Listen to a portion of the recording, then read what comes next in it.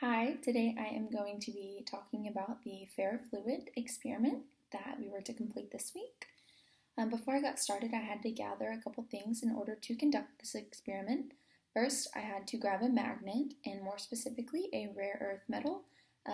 In the YouTube video, I talked about how these are stronger than regular magnets. On the other hand, I did grab a regular magnet as well, just to see the difference. Next, I grabbed 50 milliliters.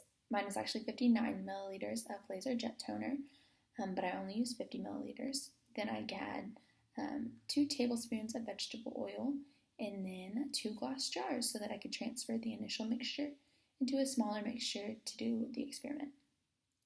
So the process of the experiment is as follows.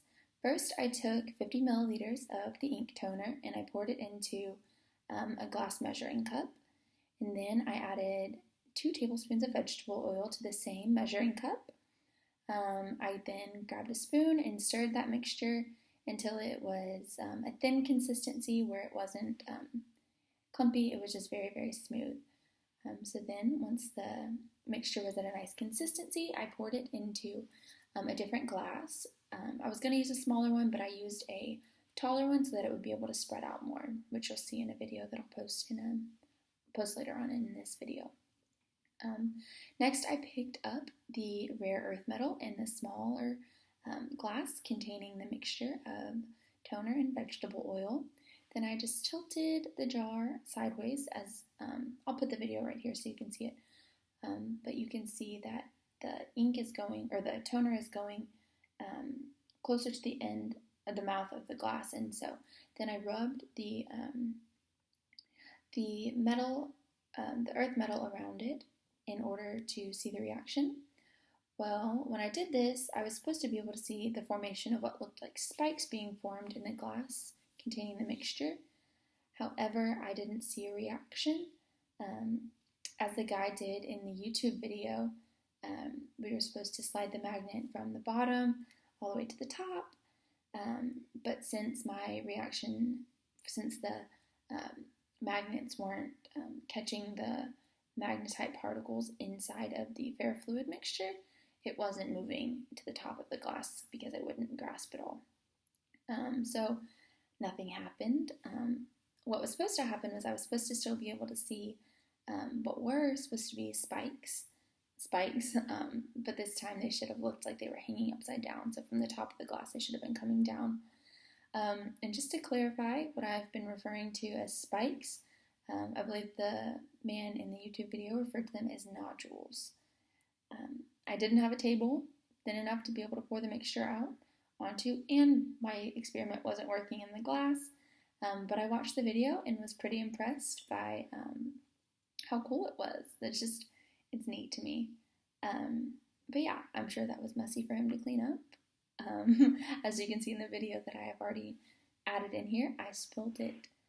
I spilled some of the ferrofluid mixture on the counter, but I cleaned it up really quick just to make sure it didn't stain the granite.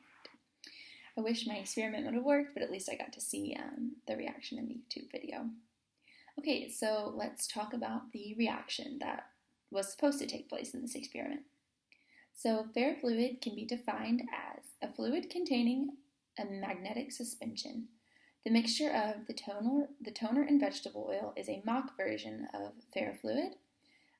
Here the vegetable oil had the role of being a carrier fluid, and carrier fluids are typically an organic solvent or water.